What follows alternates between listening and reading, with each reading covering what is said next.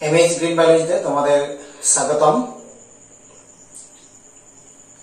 আজকে আমরা যে টপিকটা করব সেটা হচ্ছে ক্লাস 11 থেকে সেল সাইকেল এবং সেল ডিভিশনের উপর।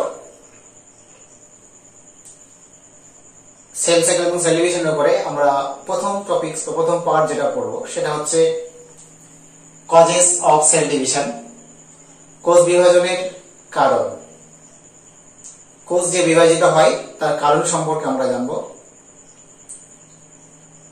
কোষ কি আদৌ বিভাজিত হয়, না কোষ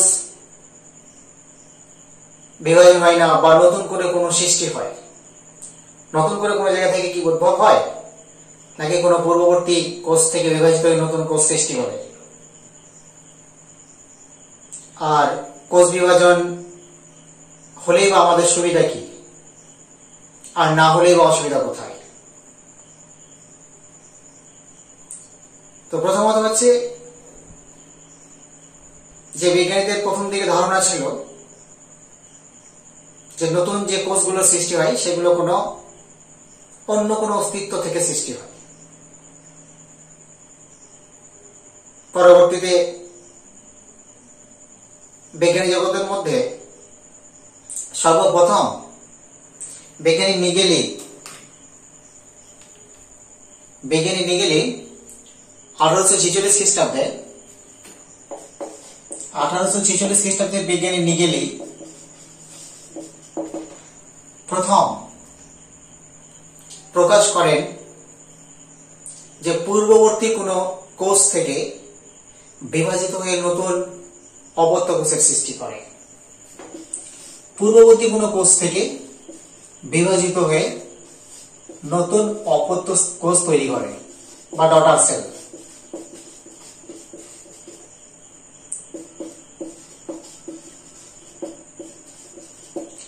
এটা প্রথম বিজ্ঞানী নিগেলি এটা প্রথম প্রকাশ করেছিলেন 1846। যার আগে অনেক আগে পূর্ববর্তী ধারণা ছিল যে নতুন যে কোষের উদ্ভব হচ্ছে এটা কোনো নতুন ভাবে বা আকস্মিক ভাবে বা অন্য কোনো প্রসেসে হচ্ছে। সেটা প্রথম প্রুভ করলেন বিজ্ঞানী নিগেলি 1846 খ্রিস্টাব্দে। এবং ঠিক তারপরে অনেক সময় পর 1880 খ্রিস্টাব্দে ডব্লিউ ফ্লেমিং স্যালামান্ডারের দেহে প্রথম সেল ডিভিশন পর্যবেক্ষণ করলেন। স্যালামান্ডারের দেহে একটা উভচর প্রাণী, তার দেহে প্রথম কোষ বিভাজন লক্ষ্য করলেন 1880 খ্রিস্টাব্দে। তাহলে প্রায় 34 বা 36 বছর পর এবং 1882 খ্রিস্টাব্দে ডব্লিউ ফ্লেমিং ওই যে কোষ বিভাজন দেখেছিলেন সেই কোষ বিভাজনের নামকরণ করলেন mitosis cell division. Mitosis cell division কে নামকরণ করলেন? ডব্লিউ ফ্লেমিং, আরো 2 বছর পর। এবং 1883 খ্রিস্টাব্দে ভন বেনেডেন প্যারাসকালিসের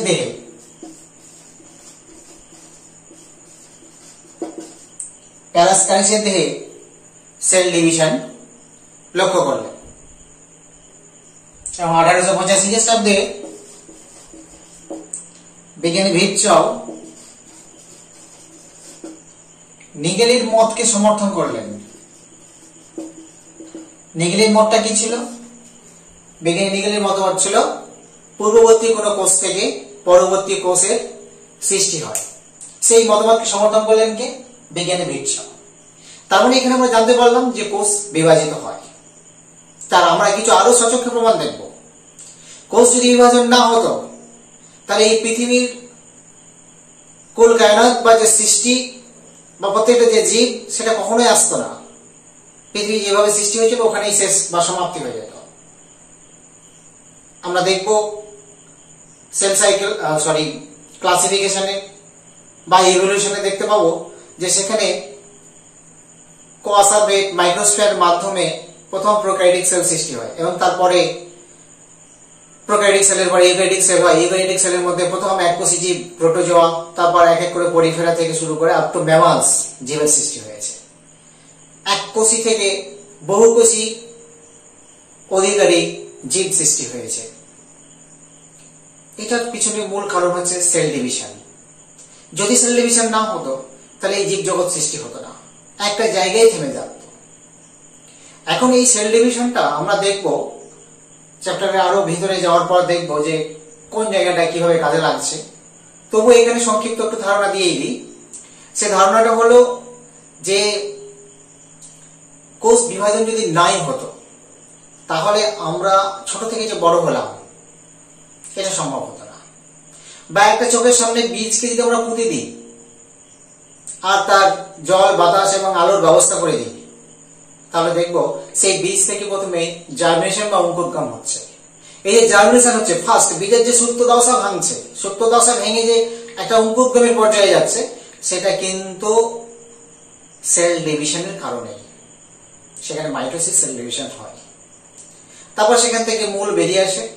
মূলটা যতক্ষণ পর্যন্ত বর্ধিত হয় সবটাই সেল ডিভিশন। তারপর উপরের দিকে বিটপ বেরোয়। বিটপের অংশের মধ্যে থাকে পাতা, শাখা, কাণ্ড ইত্যাদি। প্রত্যেকটা পার্ট যে ছোট থেকে বড় হচ্ছে প্রত্যেকটা জায়গায় মাইটোসিস সেল ডিভিশন। বিশেষ করে প্ল্যান্টের বিটপের তোমার কাণ্ড অংশে বর্ধনশীল অঞ্চলে পুরোটাই মাইটোসিস সেল ডিভিশন। এটা কচি উদ্ভিদের ক্ষেত্রে, কিন্তু গাছটা যখন বড় হয়ে যাবে, তার একটা শক্ত দেহ তৈরি হয়ে যাবে, সেই অংশ বাদ দিয়ে সবুজ অংশ মাইটোসিস সেল ডিভিশন হবে। বা নতুন যে পাতা তৈরি হচ্ছে, সেই পাতাটা ছোট থেকে যে বড় হচ্ছে। একটা ফুলের কুড়ি আসছে, কুড়িটা প্রস্ফুটিত হচ্ছে, মাইটোসিস সেল ডিভিশন। সেখানে যে ওভুলোগী যদি ফল হয়, সেখানে যদি পরাগধানী থাকে, তাহলে পরাগধানীর মধ্যে মাইটোসিস এবং মিওসিস সেল ডিভিশনের মাধ্যমে তার পরাগরেণু তৈরি হয়েছে এবং ডিম্বাশয়ের মধ্যে ডিম্বক তৈরি হয়েছে মাইটোসিস এবং মিওসিস সেল ডিভিশনের মাধ্যমে। একটা গ্যামেট গঠনের জন্য প্রথমে কয়েকবার মাইটোসিসের প্রয়োজন হয় সংখ্যা বৃদ্ধির জন্য, এবং পরবর্তীতে মিওসিস সেল ডিভিশনটা লাগে, সেটা হচ্ছে ক্রোমোজোম সংখ্যাকে হ্যাপ্লয়েড করার জন্য। অর্থাৎ প্রজাতিতে ধ্রুবক, ক্রোমোজোম সংখ্যাকে ধ্রুবক রাখতে হলে প্রথমে মিওসিসের মাধ্যমে গ্যামেট গঠন হতে হবে, আর সেই গ্যামেটের সংখ্যা বৃদ্ধির জন্য প্রথম থেকে মাইটোসিস সেল ডিভিশন প্রয়োজন। যাই হোক, এখানে ফলটা যে ডিম্বাশয়টা যে ফলে রূপান্তর হবে, সেই ফলটা যে ছোট থেকে বড় হবে, সেখানেও পুরোপুরি সেল ডিভিশন। সেল ডিভিশন যদি না হতো তাহলে ফলটা ছোট ছোট থেকে যেত, ফলটা অনেক বৃহৎ হবে। যে ধরনের যে ফল, সেই ফলের ক্ষেত্রে সেই আকৃতি হবে, এবং একটা সময় তার মাইটোসিস থেমে যাবে, যে ফলটা পেকে যাবে। এখানে এই জায়গাগুলো হচ্ছে মাইটোসিস সেল ডিভিশন বা সেল ডিভিশনে অংশগ্রহণ করছে। আমরা চলাফেরা করছি, চলাফেরা করতে গিয়ে পড়ে গিয়ে আমাদের কেটে যেতে পারে, বা ছেঁচড়ে গিয়ে চামড়া বা স্কিন নষ্ট হয়ে যেতে পারে। সেটা কিছুদিন পর, 10 দিন, 15 দিন, 1 মাস পর সেই জায়গাটা ক্ষতপূরণ হয়ে যায়। এই যে ক্ষতপূরণ, এই জায়গাটা হয়তো ড্যামেজ হয়ে গেল, আশপাশের কোষগুলো মাইটোসিস সেল ডিভিশনের মাধ্যমে আস্তে আস্তে আস্তে আস্তে ওই জায়গাটাকে রিপেয়ার করে দেবে। রিপেয়ারটা মাইটোসিস।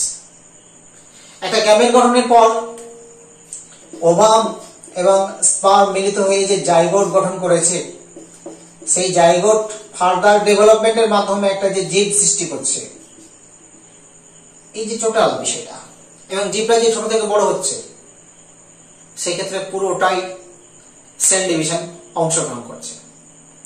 এখন এই যে সেল ডিভিশন প্রত্যেকটা ক্ষেত্রে আমরা দেখছি প্রয়োজন আছে। তো এই কোষ কেন বিভাজিত হবে, বা বিভাজনের তার পিছনে কিছু কারণ কি? প্রথম হচ্ছে যে চাহিদা যদি থাকে আমাদের, বা প্রয়োজন যদি থাকে, তাহলে অবশ্যই কোষ বিভাজন হবে। আর প্রয়োজন যদি না থাকে তাহলে সেই ক্ষেত্রে কোষ বিভাজন হবে না। এখন চাহিদা থাকলে তার পেছনে অনেক কারণ থাকতে হবে, সেই কারণ ছাড়া কোষগুলো বিভাজিত হবে না। আমরা দেখে নেব যে কি কি কারণের মাধ্যমে কোষগুলো বিভাজন হচ্ছে। তো কোষ বিভাজনের যে কারণগুলো হচ্ছে minimum growth, surface volume ratio, নিউক্লিয় প্লাজমিক রেশিও, প্রেজেন্স অফ মাইটোজেন এবং জিন, এই গোটা 5 কারণ। মিনিমাম গ্রোথটা কি? মিনিমাম গ্রোথটা হচ্ছে যে একটা প্যারেন্ট সেল ডিভিশন হয়ে দুটো সেল তৈরি করবে। আমরা ধরে নিচ্ছি এটা মাইটোসিস, মাইটোসিস সেল ডিভিশন ধরে নিচ্ছি আমরা। মাইটোসিসের ক্ষেত্রে বলা হয় যে ক্যারিওকাইনেসিস এবং সাইটোকাইনেসিসের মাধ্যম দিয়ে একটা কোষ বিভাজিত হয়ে দুটো অপত্য কোষ তৈরি করে, যে অপত্য কোষে ক্রোমোজোম সংখ্যা প্যারেন্ট কোষের সমান থাকে। অর্থাৎ এটা যদি ডিপ্লয়েড হয় তাহলে এখানে ডিপ্লয়েড হবে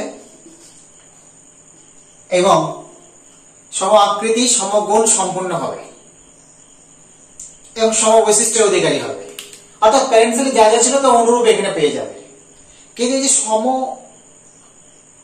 আকৃতি বলতে গেলে আকারটা হয়তো গোলাকৃতি বা ডিম্বাকৃতি যে ধরনের সে ধরনের হবে, কিন্তু তার একটা যে ভলিউম বা তার একটা যে আয়তনটা কিন্তু একই সমান হবে না। কারণ প্যারেন্ট সেল ভেঙে দুটো কোষ তৈরি হচ্ছে, তখন কখনোই দুটো সমান এর হবে না, এরা প্যারেন্টের তুলনায় ছোট হবে। তো এই যে কোষটা, প্রথম যে অপত্য কোষটা সৃষ্টি হলো, এই অপত্য কোষের মধ্যে সব রকম কোষীয় অঙ্গাণু তৈরি তখন পর্যন্ত হবে না, যার জন্য এই কোষটার নতুন কোষটার মধ্যে কি কি থাকবে? নিউক্লিয়াস থাকবে আর সাইটোপ্লাজমটা প্রায় ফাঁকা বললেই চলে। সাইটোপ্লাজমের মধ্যে কোষীয় অঙ্গাণুগুলো তখন পর্যন্ত সৃষ্টি হয়নি, যার জন্য কোষটা ছোট আছে। এইবার সেলটা কি হবে? একটা মিনিমাম গ্রোথ হবে। মিনিমাম গ্রোথটা কি না, সেলের মধ্যে mitochondria, Golgi body, endoplasmic reticulum, ribosome, lysosome, উদ্ভিদ কোষে প্লাস্টিড, এরকম সমস্ত কোষীয় অঙ্গাণুগুলো ধীরে ধীরে তৈরি হবে। তৈরি হওয়ার জন্য কোষের সাইটোপ্লাজমের যে আয়তন আছে, সেই আয়তনের মধ্যে এতগুলো কিছু অঙ্গাণু যদি এখানে সৃষ্টি হয়, তাহলে স্বাভাবিকভাবে সাইটোপ্লাজমের আয়তনটা বেড়ে যাবে, যার জন্য কোষটা একটু বৃদ্ধি হবে। এটাকে আমরা বলছি মিনিমাম গ্রোথ। তাহলে মিনিমাম গ্রোথ হলো যে একটা প্যারেন্ট সেল থেকে ডটার সেল যখন সৃষ্টি হলো, ডটার সেলটা প্রথমে কোনো কোষীয় অঙ্গাণু তার থাকে না। একটু সময় পর, যেটা আমরা সেল সাইকেলে দেখবো, যে জি1 দশাতে এখানে সমস্ত কোষীয় অঙ্গাণুগুলো তার আস্তে আস্তে তৈরি হবে এবং কোষটা স্থিতি হবে, অর্থাৎ তার সাইটোপ্লাজম বৃদ্ধি হবে। এটা হচ্ছে মিনিমাম গ্রোথ। তারপর হচ্ছে surface volume ratio. Surface volume ratio বলতে গেলে একটা সেলের বাইরের যে আয়তন, অর্থাৎ বাইরের যে আবরণ, যে প্লাজমা মেমব্রেন আছে, তার বাহ্যিক পরিধি বরাবর একটা আয়তন পাবো আমরা, আর ভিতরে এর সাইটোপ্লাজমের একটা ভলিউম আছে বা আয়তন আছে। এই রেশিওটা যদি হেরফের হয়, রেশিওটা হেরফের কখন হয়? স্বাভাবিক, এই সেলটা যখন নতুন সৃষ্টি হয়েছে তখন রেশিও নিয়ে কোনো অসুবিধা নেই, কিন্তু যখন কোষটার মধ্যে কোষ অঙ্গাণুগুলো সৃষ্টি হয়ে গেল, তখন ভেতরের সাইটোপ্লাজমের আয়তন, ভলিউমটা বেশি হয়ে গেল। এখন বাইরের সেল মেমব্রেনে যে একটা আয়তন আছে, সেটা তার পক্ষে ধরে রাখা অসুবিধা হচ্ছে, অর্থাৎ রেশিও বিঘ্নিত হচ্ছে। এটা ধরে রাখতে পারবে না। এই ধরে না রাখতে পারার জন্য কোষটা বিভাজনের পথে যেতে পারে, বা এটা একটা কারণ। তাহলে দুটো কারণ হলো, নাম্বার 3, নিউক্লিওপ্লাজমিক রেশিও। নিউক্লিওপ্লাজমিক রেশিও, এখানে নিউক্লিয়াসের সঙ্গে সেলের যে ভলিউম বা সাইটোপ্লাজমের যে আয়তন আছে, তার মধ্যে একটা রেশিও, অর্থাৎ এটাকে প্রকাশ করা হয় এনপি। এনপি হচ্ছে নিউক্লিওপ্লাজমিক ইন্ডেক্স। এনপির ফুল ফর্মটা হচ্ছে নিউক্লিওপ্লাজমিক ইন্ডেক্স। এনপি সমান হচ্ছে VN by VC minus VN. এটাকে বলা হয় নিউক্লিওপ্লাজমিক ইন্ডেক্স। নিউক্লিওপ্লাজমিক ইন্ডেক্সটা কি না, একটা সেলের নিউক্লিয়াসের সঙ্গে সাইটোপ্লাজমের বা সেলের যে আয়তন, তার একটা রেশিও বা একটা অপটিমাম ইকুইলিব্রিয়াম, অর্থাৎ সাম্য অবস্থা সব সময় এক থাকবে। সাম্য অবস্থা সব সময় এক থাকবে, অর্থাৎ সাম্য অবস্থা যদি এক থাকে নিউক্লিয়াসের সঙ্গে সাইটোপ্লাজমের বা সেল ভলিউমে, তাহলে কোষটা বিভাজন হবে না। এই অপটিমাম ইকুইলিব্রিয়াম এক সবসময় থাকবে, এই যে ধরে রাখবে, এইটাকে বলছে নিউক্লিওপ্লাজমিক ইন্ডেক্স। অর্থাৎ নিউক্লিওপ্লাজমিক ইন্ডেক্সটা হচ্ছে নিউক্লিয়াসের সঙ্গে সাইটোপ্লাজমের বা সেলের ভলিউমের আয়তনের একটা রেশিও এক হবে। এক যদি হয় ইকুইলিব্রিয়াম, অপটিমাম ইকুইলিব্রিয়াম, সাম্য অবস্থা যদি এক হয়, তাহলে সেলটা বিভাজন হবে না। এখন এই রেশিওটা এক, এর থেকে যদি কম হয়ে যায়, তাহলে একটা সেল বিভাজন হবে। সেটাকে এখানে লেখা হয়েছে এনপি, নিউক্লিওপ্লাজমিক ইন্ডেক্স সমান ভিএন। ভিএনটা হচ্ছে volume of nucleus, volume nucleus, আর ভিসি হচ্ছে volume of cell, volume of cell. তাহলে আমরা এখানে দেখছি যে এইখানে ভিএন এনপি সমান ভিএন মানে আগে ধরে নিচ্ছি নিউক্লিয়াসের আয়তন 1, স্বাভাবিকভাবে সেলের আয়তনটা তার থেকে 2 আয়তন হবে, অর্থাৎ ডবল হবে, নিউক্লিয়াসের থেকে সাইটোপ্লাজম ডবল হবে। তাহলে ভলিউম অফ সেল এটা হচ্ছে 2 আর ভলিউম অফ নিউক্লিয়াস 1 বাদ দিলাম, তাহলে আমার দাঁড়াচ্ছে 1/1 সমান হচ্ছে 1, অর্থাৎ রেশিও মেনটেন হচ্ছে, অপটিমাম ইকুইলিব্রিয়াম আমার সাম্য অবস্থাটা বজায় আছে, এক্ষেত্রে কোষ বিভাজন হবে না। ঠিক আছে, এখন আমরা ধরে নিচ্ছি যে এনপি সমান ভলিউম অফ নিউক্লিয়াস 1 আয়তন আর সেলের আয়তন ভলিউম অফ সেল এটা 3 আয়তন, এখান থেকে নিউক্লিয়াস আয়তন বাদ দিলাম, তাহলে 1/2 অর্থাৎ হাফ, মানে এখানে সেল ডিভিশন হবে, এই রেশিওটাতে সেল ডিভিশন হবে।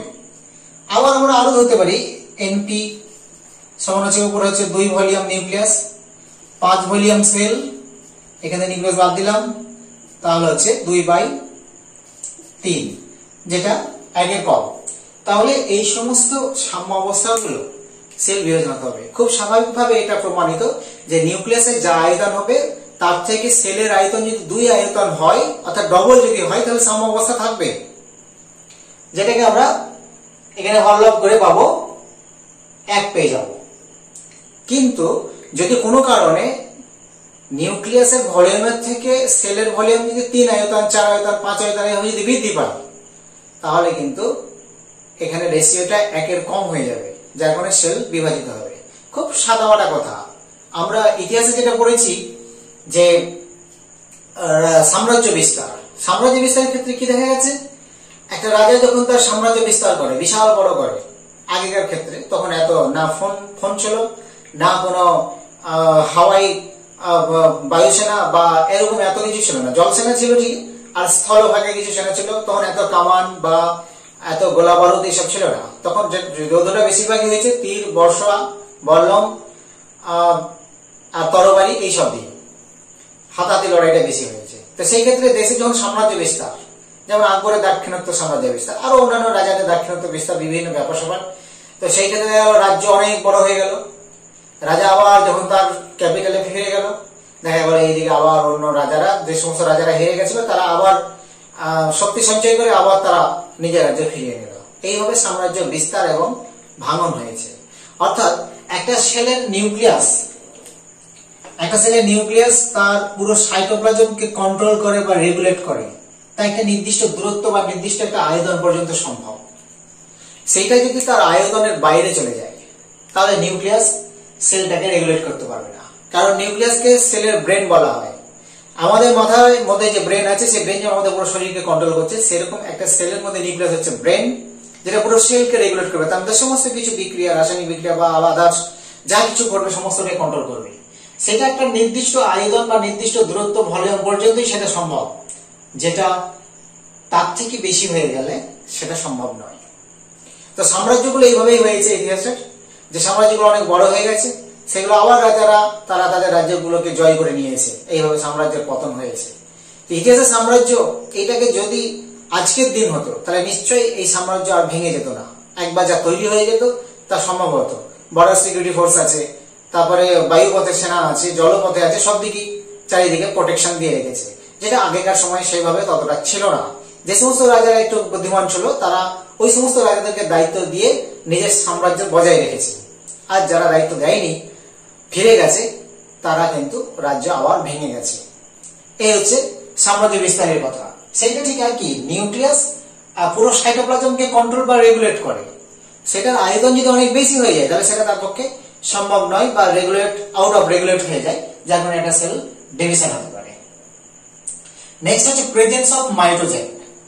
মাইটোজেনটা কি? মাইটোজেন হচ্ছে যে কোষের মধ্যে অবস্থিত কিছু রাসায়নিক বস্তু বা ভৌত অবস্থা বা বাহ্যিকভাবে কোনো ভৌত বা রাসায়নিক অবস্থা, যেটা একটা কোষকে বিভাজনের পথে এগিয়ে নিয়ে যাবে বা ত্বরান্বিত করবে।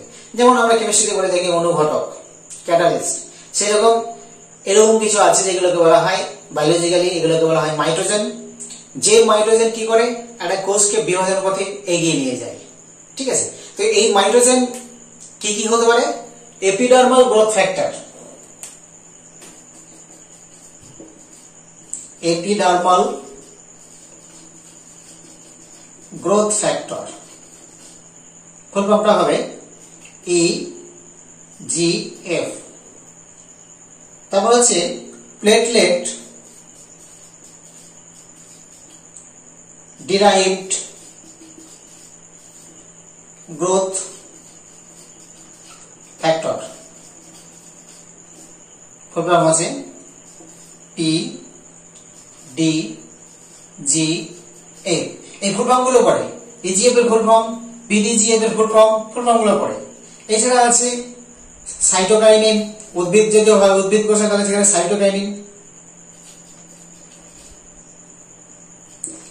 সাইটোকাইনিন, লিম্ফোকাইন্স ইত্যাদি।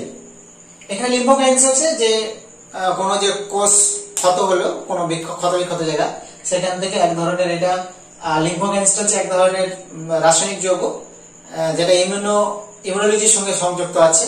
এই লিম্ফোকাইন্সের মাধ্যমে পার্শ্ববর্তী কোষগুলো সিগন্যাল পেয়ে গিয়ে তারা সেল ডিভিশন অংশগ্রহণ করে ক্ষতটা পূরণ করে। এছাড়া আছে এপিডার্মাল গ্রোথ ফ্যাক্টর, এটা একটা ফ্যাক্টর যেটা কোষকে একটা বিভাজনের জন্য ত্বরান্বিত করে। প্লেটলেট ডিরাইভড গ্রোথ ফ্যাক্টর এবং উদ্ভিদ কোষের ক্ষেত্রে সাইটোকাইনিন যে একটা উদ্ভিদ হরমোন, সেটা এখানে একটা মাইটোজেন হিসেবে কাজ করছে। নেক্সট হচ্ছে জিন। জিনটাকে আমরা এখানে সর্বশেষ পয়েন্টে দেখছি, কিন্তু অ্যাকচুয়ালি জিনটা হচ্ছে মুখ্য ভূমিকা আছে। একটা সেলের নিউক্লিয়াসের ভিতরে আছে ক্রোমোজোম, আর ক্রোমোজোমের মধ্যে আছে ডিএনএ এবং তার মধ্যে আছে জিন। জিনকে যতক্ষণ না উদ্দীপ্ত না করা হবে ততক্ষণ একটা কোষ অনুমাতিক বিভাজন হতে পারে না। এই যে কারণগুলো আমরা দেখলাম, এই কারণগুলো একটাও কার্যকরী ভূমিকাতে আসবে না যদি না জিন মদত দেয়।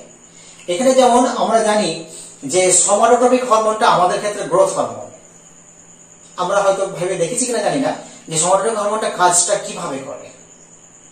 সোমাটোট্রপিক হরমোনটা পিটুইটারি গ্ল্যান্ডের সোমাটোট্রপ সেল থেকে নির্গত হওয়ার পর ব্লাডের মাধ্যমে গোটা শরীরে ছড়িয়ে পড়ে।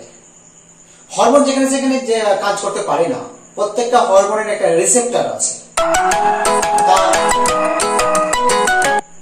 তার একটা রিসেপ্টর আছে, অর্থাৎ যে জায়গায় সে কাজ করবে তাকে ওয়েলকাম করার জন্য তার রিসেপ্টর আছে। ঠিক আছে, তো সেই রিসেপ্টর সেই হরমোনটাকে রিসিভ করবে, তারপর সেই হরমোনটা সেই কোষের ভিতরে প্রবেশ করে জিনকে উদ্দীপ্ত করবে। এখানে বিশেষ করে সোমাটোট্রপিক হরমোন নিয়ে আমি আলোচনা করি। তো সোমাটোট্রপিক হরমোন নিয়ে যে কথাটা বলছিলাম সেটা হলো যে সোমাটোট্রপিক হরমোন আমাদের পিটুইটারি থেকে উৎপন্ন হওয়ার পর শরীরে কিন্তু বিভিন্ন জায়গায় কাজ করে না। ওর নির্দিষ্ট টার্গেট অর্গান হলো, একটা টার্গেট অর্গান থাকে প্রত্যেকটা হরমোনে, সেই টার্গেট অর্গানটা হলো অস্থিকোষ, হাড়।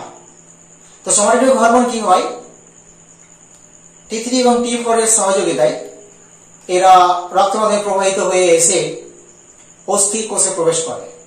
এই যে অস্থিকোষে যখন প্রবেশ করছে সেখানে সোমাটোট্রপিক হরমোনের একটা রিসেপ্টর থাকবে। সেই রিসেপ্টর সোমাটোট্রপিক হরমোনকে সেলের অস্থিকোষের ভিতরে এন্ট্রি দেবে। অস্থিকোষের ভিতরে প্রবেশ করার পর সাইটোপ্লাজমে কিছু ফসফোরাইলেশন রিঅ্যাকশন আছে। সেই রিঅ্যাকশন যেটাকে হরমোন অ্যাকশন বলা হয়, সেই হরমোন অ্যাকশনের মাধ্যমে অর্থাৎ সেকেন্ড মেসেঞ্জার হিসাবে, হরমোনটা একটা কেমিক্যাল মেসেঞ্জার, সেলের ভিতরে যখন ঢুকে যায় তখন এখানে একটা সেকেন্ড মেসেঞ্জার হিসাবে একটা সাইক্লিক এএমপি গঠন হয়। সেই সাইক্লিক এএমপি তখন ওটা কয়েকবার কাইনেজের সঙ্গে বিক্রিয়া করে নিউক্লিয়াসে প্রবেশ করে। নিউক্লিয়াসে প্রবেশ করার পর ওখানে ক্রোমোজোমের নির্দিষ্ট জিনকে উদ্দীপ্ত করে। সেই জিন তখন কি করে, ডিএনএ রেপ্লিকেশন করে, অর্থাৎ ডিএনএ থেকে ডিএনএ তৈরি, এবং ট্রান্সক্রিপশন করে, অর্থাৎ এমআরএনএ তৈরির মাধ্যম দিয়ে, ট্রান্সলেশনের মাধ্যম দিয়ে রাইবোজোম দিয়ে প্রোটিন তৈরি করে। একটা কোষ যখন ডিএনএ থেকে ডিএনএ রেপ্লিকেশন করবে এবং ট্রান্সক্রিপশন করবে এবং প্রোটিন সিনথেসিস করবে, এর মাধ্যম দিয়ে তখন ওই কোষটা একটা বিভাজনের উপযোগী হয়ে উঠবে, অর্থাৎ কোষটা বিভাজনে অংশগ্রহণ করতে হবে। একটা কোষকে বিভাজন হতে গেলে অলওয়েজ প্রথমে তার ক্রোমোজোম সংখ্যাকে ডবল হতে হবে, অর্থাৎ ফার্স্ট টাইম তার ডিএনএ রেপ্লিকেশনের মাধ্যমে ডিএনএ তৈরি করতে হবে, ডিএনএ সিনথেসিস করতে হবে।